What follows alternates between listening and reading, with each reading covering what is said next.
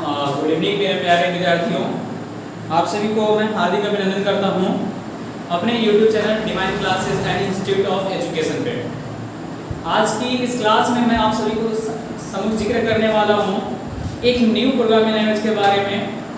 शायद आप लोग सुने भी होंगे, जो लैंग्वेज का नाम है C++। आज इसके बारे में आप सभी के सामने जिक्र करने वाला हूं आप लोगों के समूह में। उम्मीद है कि हमको पूरा विश्वास है कि आप लोगों को अच्छे से समझ में आएंगे और एक कंटेंट्स भी आपके लिए बहुत यूजफुल होंगे। आज की इस वीडियो में मैं आप लोगों को सिलेबस बताने वाला हूं और नेक्स्ट जो वीडियो मेरी आएगी उसमें आपका लेक्चर स्टार्ट हो जाएगा। तो हम लोग पढ़ने वाले हैं C++, एक प्रोग्रामिंग लैंग्वेज। अब आपके दिमाग में आ रहा होगा, क्वेश्चन उठ रहा होगा कि सर प्रोग्रामिंग लैंग्वेज क्या होता है, सर C++ क्या है। तो देखिए, जैसे हम लोग आपस में कम्युनिकेशन बनाने के लिए एक दूसरे के बीच में एक लैंग्वेज का यूज करते हैं। जैसे हम अगर हिंदी लैंग्वेज जानते हैं, अगर सामने वाला भी हिंदी लैंग्वेज जानता है, तभी कम्युनिकेशन बन पाता है। उसी प्रकार से कंप्यूटर से जो कम्युनिकेशन बनाने के लिए जो यूज करते हैं उसी को बोलते हैं प्रोग्रामिंग लैंग्वेज। इसी प्रकार से C++ एक प्रकार का प्रोग्रामिंग लैंग्वेज है मेरे बच्चों, जिसके बारे में हम पढ़ने वाले हैं। और C++ एक प्रकार प्रोग्रामिंग लैंग्वेज है जिसके साथ हम लोग क्या करने वाले हैं, कंप्यूटर से कम्युनिकेशन करने वाले हैं। तो चलिए इस वीडियो में हम सिलेबस देखना शुरुआत करते हैं C++ के बारे में कि हम लोग क्या पढ़ने वाले हैं। तो फर्स्ट ऑफ ऑल जो हम लोग पढ़ने वाले हैं, यहाँ पे पहला जो टॉपिक देखेंगे हम लोग प्रोग्रामिंग लैंग्वेज।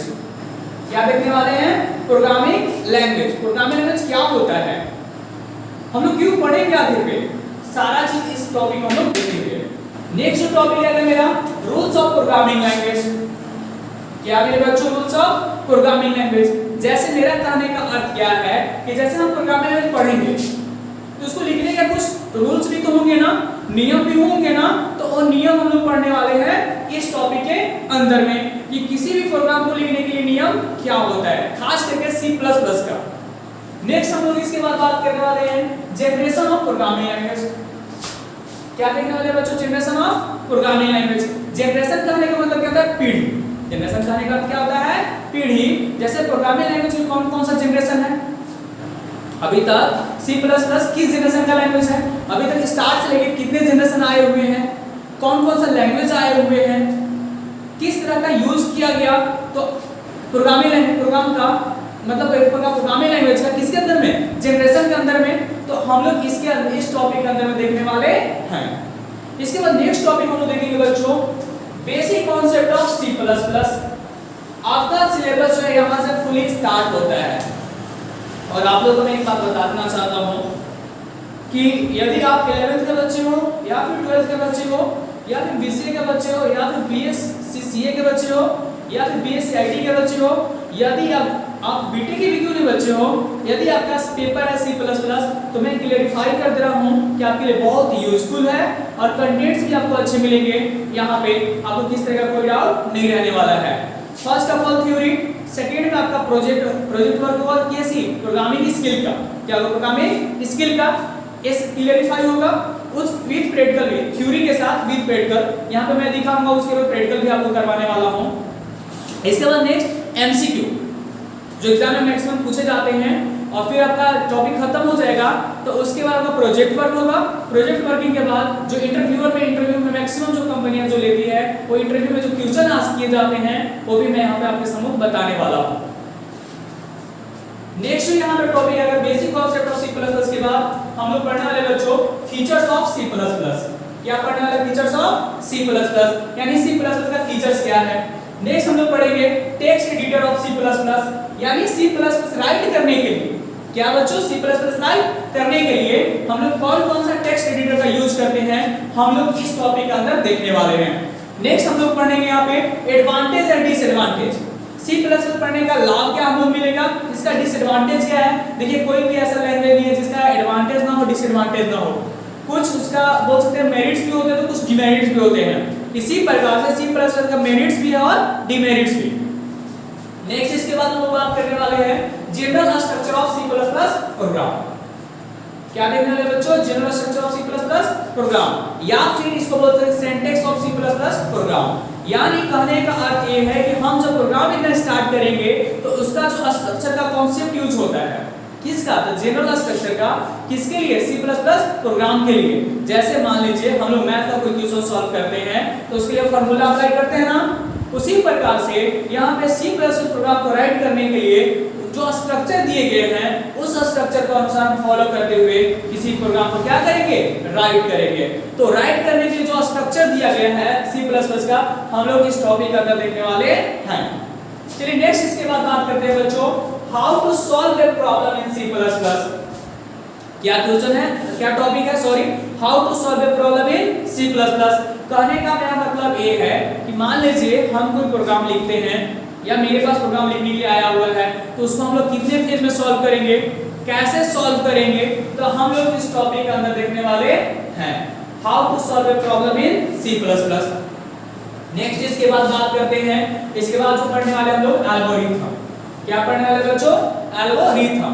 एल्गोरिथम क्या होता है, क्या देखेंगे, एल्गोरिथम क्या होता है, इस टॉपिक के अंदर हम लिखने वाले हैं। अभी सिर्फ इतना बता रहे हैं कि आपके फ्यूचर में भी यहाँ से जो टॉपिक स्टार्ट कर रहे हैं हम बेसिक कॉन्सेप्ट ऑफ C++ से सारे के सारे टॉपिक आपके लिए बहुत ही यूजफुल है।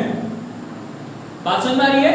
हम लोग जो प्रोग्रामिंग स्किल पढ़ेंगे ना, बेसिक टू एडवांस पढ़ेंगे, आपको किसी प्रकार कोई डाउट नहीं रहने वाला है।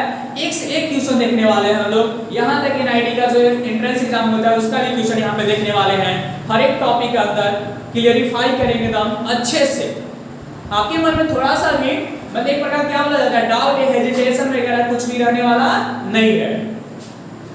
नेक्स्ट टॉपिक, इसके बाद हम लोग देखने वाले हैं एल्गोरिथम के बाद basic input output new line.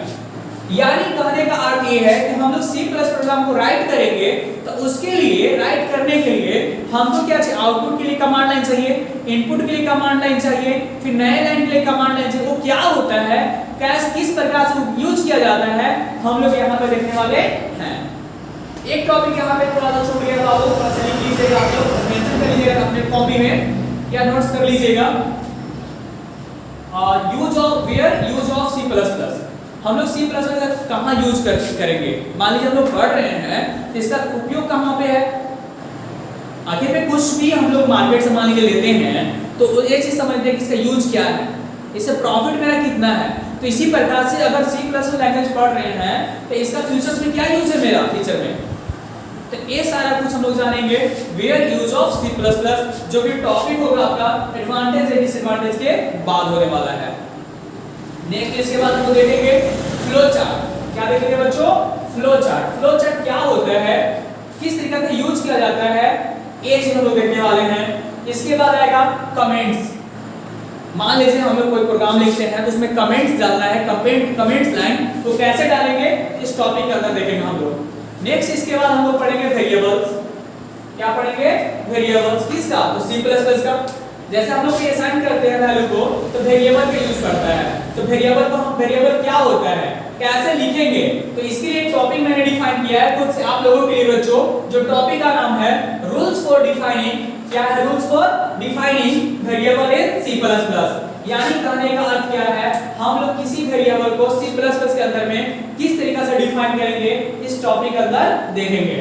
इसके बाद नेक्स्ट आएगा बच्चों ट्रांसलेटर। क्या है हम लोग के लिए, ट्रांसलेटर। ट्रांसलेटर क्या होता है, एक चीज हम लोग देखने वाले हैं। जैसे आप लोगों को पता होगा कि कंप्यूटर क्या समझता है, 0 और 1। 0 और 1 के अलावा वो कुछ भी समझता नहीं है। लेकिन हम लोग जो यूजर है, हम लोग जो टाइप करते हैं, अल्फाबेट वर्ड देते हैं या फिर न्यूमेरिक देते हैं या फिर डिजिट देते हैं, तो उसको कैसे वो समझता होगा। तो मान लीजिए जैसे कंप्यूटर समझता है 0 1, हम समझते हैं इंग्लिश वर्ड। क्या समझते हैं, इंग्लिश वर्ड।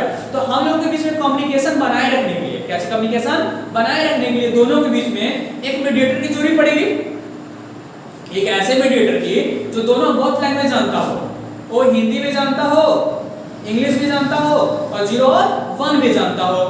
क्योंकि हम लोग जो बंदे हैं हिंदी में भी दे देते हैं, इंग्लिश में भी टाइप कर देते हैं, but computer only one thing समझता है, ओनली वन सेंटेंस, 0 और 1। इसके अलावा वो कुछ भी समझता नहीं है।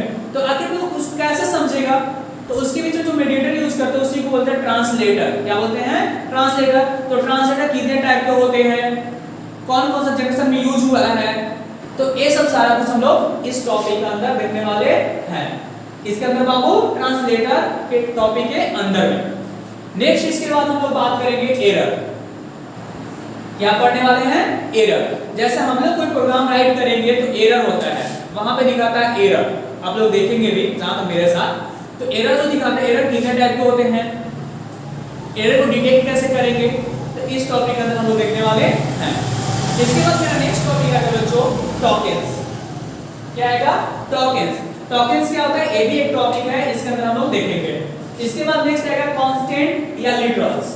क्या आएगा? कांस्टेंट या लिटरल्स। सी प्लस प्लस के अंदर कांस्टेंट क्या होता है, कांस्टेंट का अन्य नाम है लिटरल्स, वो क्या होता है वो हम लोग देखेंगे। एक टॉपिक यहाँ पे छूटा हुआ है keywords in C plus plus. C plus में टोटल कितने कीवर्ड है, क्या यूज है, तो हम लोग इस कीवर्ड से अंदर देखेंगे। कहां पे जी? टोकन्स के बाद। टोकन्स के बाद एक टॉपिक हम लोग देखेंगे कीवर्ड। कोई डाउट नहीं होना चाहिए, अभी मैं सिर्फ आप लोगों को सिलेबस बता रहा हूं। नेक्स्ट टॉपिक इसके बाद ऑपरेटर पढ़ेंगे। क्या पढ़ेंगे हम लोग? ऑपरेटर। फिर पढ़ेंगे डाटा टाइप। क्या पढ़ेंगे मेरे प्यारे बच्चों? Data type. कांस्टेंट पढ़ लेंगे, इसके बाद ऑपरेटर पढ़ेंगे, ऑपरेटर के बाद डाटा टाइप। जब डाटा टाइप खत्म हो जाएगा तो इसके बाद देखिए एक जो सॉफ्टवेयर डेवलपर होता है उसके लिए कॉन्सेप्ट क्लियरिफाई यहां से स्टार्ट हो जाता है और बहुत मस्ट है आपके फीचर्स के लिए भी। पहला टॉपिक है कंडीशनल स्टेटमेंट। क्या है बच्चों? Conditional statement. हम लोग कितने टाइप का कंडीशन अप्लाई करते हैं वो देखने का हम लोग प्रयास करेंगे कंडीशनल स्टेटमेंट के अंदर में। जैसे इसके अंदर में हम लोग पढ़ेंगे कंडीशनल ऑपरेटर या फिर कंडीशनल स्टेटमेंट बोल सकते हो। इसके अंदर देखेंगे if statement, if else statement, nested if else statement, ladder if else statement. ये चारों हम लोग पांचों देखने वाले हैं किसके अंदर में? कंडीशनल स्टेटमेंट के अंदर में। नेक्स्ट इसके बाद हम लोग देखेंगे बच्चों स्विच स्टेटमेंट। क्या देखने का प्रयास करेंगे हम लोग? Switch statement. स्विच स्टेटमेंट क्या होता है हम लोग इस टॉपिक के अंदर देखेंगे। स्विच स्टेटमेंट को कितने तरीके से अप्लाई किया जाता है, कैसे अप्लाई किया जाता है, कहां पे अप्लाई किया जाता है, हम लोग इस टॉपिक के अंदर में बात करने वाले हैं। नेक्स्ट हम लोग पढ़ेंगे जंप स्टेटमेंट। क्या पढ़ने वाले हैं? Jump statement. जंप स्टेटमेंट क्या होता है ये भी देखेंगे हम लोग। इसके बाद नेक्स्ट पढ़ेंगे टाइप कास्टिंग, इसके बाद लूप, इसके बाद एरे, इसके बाद फंक्शन। हम लोग इतना टॉपिक देखने वाले हैं। इसके बाद चलिए मेरे प्यारे बच्चों, तो हम लोग फंक्शन टॉपिक देखने के बाद तो फंक्शन हम लोग पढ़ लेंगे, तो उसके बाद हम लोग देखना शुरुआत करेंगे यहाँ पे पासिंग आर्गुमेंटिंग फंक्शन। एक टॉपिक यहाँ पे आएगा हम लोगों के बीच में, जो टॉपिक का नाम है पासिंग आर्गुमेंटिंग फंक्शन। हम लोग जो देखने वाले एक टॉपिक जिसके बारे में जिक्र करने वाले हैं वो टॉपिक का नाम है आपका पासिंग आर्गुमेंटिंग फंक्शन। मतलब फंक्शन का यूज करेंगे तो उसमें कितने टाइप का आर्गुमेंट पास कर सकते हैं हम लोग इस टॉपिक के अंदर देखने वाले हैं। या आर्गुमेंट का एक और नाम है पैरामीटर्स। क्या नाम है बच्चों? पैरामीटर्स। तो वो देखने का प्रयास करेंगे। नेक्स्ट इसके बाद नेक्स्ट टॉपिक हम लोग पढ़ेंगे फंक्शन ओवरलोडिंग। क्या पढ़ेंगे? Function overloading. ये बहुत ही ज्यादा आपके लिए बहुत मोस्ट इंपोर्टेंट टॉपिक है। इसके बाद नेक्स्ट टॉपिक हम देखेंगे कॉल बाय वैल्यू या पास बाय वैल्यू। क्या पढ़ेंगे? कॉल बाय वैल्यू या पास बाय वैल्यू। जब ये पढ़ लेंगे तो हम लोग एक टॉपिक पढ़ेंगे स्ट्रिंग्स। क्या पढ़ेंगे बच्चों? स्ट्रिंग्स। ये भी आपके फ्यूचर में बहुत ज्यादा मस्ट इंपोर्टेंट टॉपिक है। जो टॉपिक का नाम क्या है? स्ट्रिंग्स है। जब स्ट्रिंग्स को हम लोग पढ़ लेंगे तो इसके बाद कुछ देखिए ऐसे भी टॉपिक है जो बच्चे डायरेक्ट सी प्लस प्लस पढ़ रहे होंगे तो उनके लिए मैं कुछ टॉपिक इसमें शामिल किया हूं, इन्वॉल्व किया हूं। जो टॉपिक का नाम है आपका recursion, structure, union, pointer, storage class. ये जो टॉपिक सारे के सारे हैं सी का टॉपिक है, बट आप नहीं पढ़े हुए होंगे बच्चों, तो आप लोग यहाँ पे क्लेरिफाई करना चाहता हूँ कि ताकि इसका जब यूज होगा तो आपको समझ में आए, इसलिए मैं इन टॉपिकों को इन्वॉल्व किया हुआ हूँ। तो जब स्ट्रिंग्स पढ़ लेंगे बच्चों तो इसके बाद पढ़ेंगे रिकर्शन। क्या पढ़ेंगे? रिकर्शन। या फिर स्ट्रिंग्स पढ़ने से पहले ही हम लोग रिकर्शन पढ़ेंगे, इसके बाद स्ट्रिंग्स पढ़ेंगे, कोई प्रॉब्लम इशू की बात नहीं है। तो कॉल बाय वैल्यू या पास बाय वैल्यू पढ़ने के बाद हम लोग पढ़ेंगे रिकर्शन। जब रिकर्शन पढ़ लेंगे उसके बाद पढ़ेंगे स्ट्रिंग्स। स्ट्रिंग्स के बाद हम लोग टॉपिक पढ़ेंगे स्ट्रक्चर। क्या पढ़ेंगे बच्चों? स्ट्रक्चर। उसके बाद हम लोग पढ़ेंगे यूनियन। क्या पढ़ने वाले हैं? यूनियन। जब यूनियन खत्म हो जाएगा तब पढ़ेंगे पॉइंटर। इसके बाद पढ़ेंगे स्टोरेज क्लास। एक टॉपिक जो है आपके basic concept of C plus plus का है। किसका है बच्चों? Basic concept of C plus plus का। जब ये सब सारे टॉपिक मेरे क्लियरली कंप्लीट हो जाएंगे तब हम लोग स्टार्ट करेंगे ऑब्जेक्ट ओरिएंटेड। क्या स्टार्ट करेंगे? Object oriented. देखिए एक चीज मैं आप लोग के बीच क्लियरिफाई करना चाहता हूं कि C++ जो है एक कंप्लीटली प्योर बोल सकते हैं जिसको ऑब्जेक्ट ओरिएंटेड प्रोग्रामिंग लैंग्वेज नहीं है, बट हां C++ एक OOP कॉन्सेप्ट का यूज करता है। बात समझ में आ रहा है? C का बाद ऐसा फर्स्ट टाइम जो हुआ था जो OOP कॉन्सेप्ट को यूज करने वाला लैंग्वेज था, फर्स्ट ऑफ ऑल वो था C++। तो C++ एक pure object oriented programming language नहीं है, बट फिर भी एक OOP का कॉन्सेप्ट यूज करता है।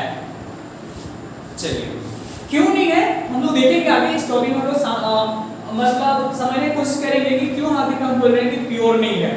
ठीक है ना? आपको किस तरह का कोई डाउट मेरे तरफ से रहने वाला नहीं है बच्चों, आप क्लियर ही रहिए। चलिए इसके बाद C++ ऑब्जेक्ट ओरिएंटेड चालू करेंगे हम लोग। इसमें हम लोग देखेंगे इंट्रोडक्शन ऑफ OOP। क्या देखेंगे? इंट्रोडक्शन ऑफ OOP यानी OOP का परिचय कि OOP क्या होता है, समझ में आ रहा है? जिसके बाद देखेंगे फीचर्स ऑफ OOP। जब फीचर्स पढ़ लेंगे तो फिर देखेंगे advantage and disadvantage of OOP।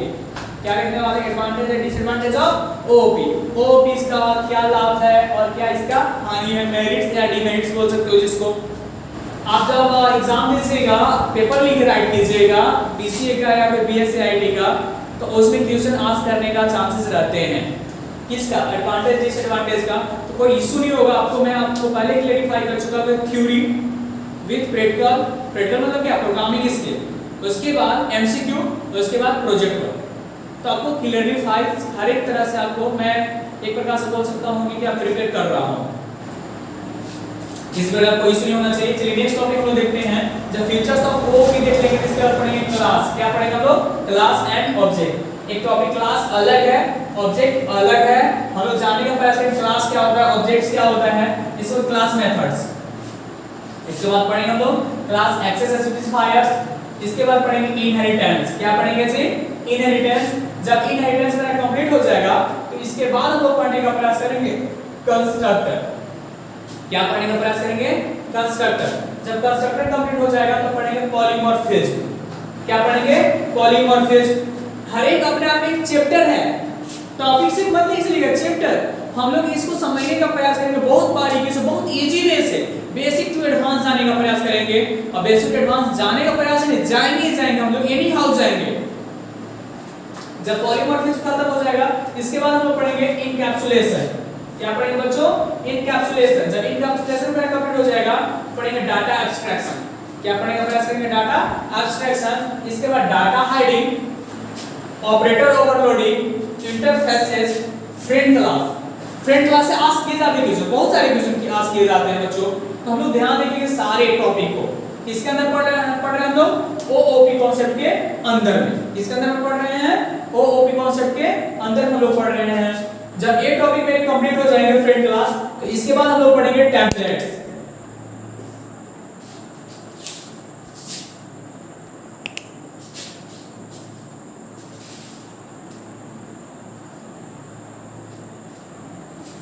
इसके बाद हम लोग क्या पढ़ेंगे बच्चों?